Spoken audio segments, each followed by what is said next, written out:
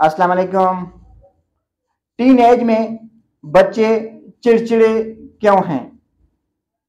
नाजरीन, आजकल ज़्यादातर माँ बाप की एक ही शिकायत है कि हमारे बच्चे हमारी बात नहीं सुन रहे, हमें मुंह पे जवाब दे देते हैं, उनमें चिड़चिड़ापन आ गया है।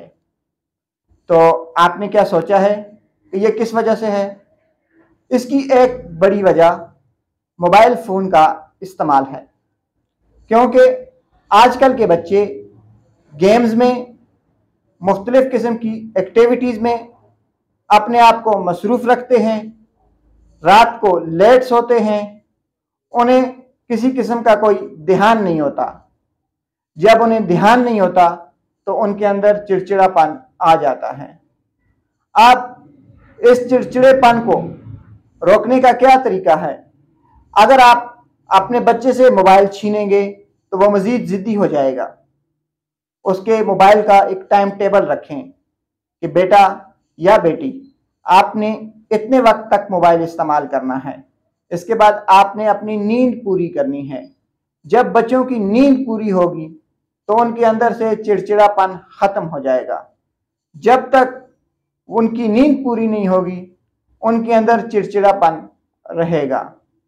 नाजरीन, मोबाइल आजकल के दौर में तकरीबन तमाम ही बच्चे इस्तेमाल करते हैं, लेकिन उनके मोबाइल इस्तेमाल करने का तरीक़ाकार गलत है। हमारे यहाँ बच्चे रात को सोने से पहले बहुत देर तक मोबाइल का इस्तेमाल करते हैं, जिसमें वो मुख्तलिफ़ किस्म की गेम्स, मुख्तलिफ़ किस्म की ऐप्स में मशगूल रहते हैं। उन्हें टाइम का पता ही नहीं चलता। रात को 2-2 बज जाते हैं। सुबह उन्होंने कॉलेज यूनिवर्सिटी जाना होता है, स्कूल जाना होता है, तो ऐसी सूरत में उनकी नींद पूरी नहीं होती। जब बच्चों की नींद पूरी नहीं होगी तो उनके अंदर चिड़चिड़ापन आ जाएगा। आपके बच्चे ज़िद्दी हो जाएंगे, वो आपकी बात नहीं मानेंगे, क्योंकि उनका दिमाग फ्रेश नहीं होगा, उनका जहन फ्रेश नहीं होगा।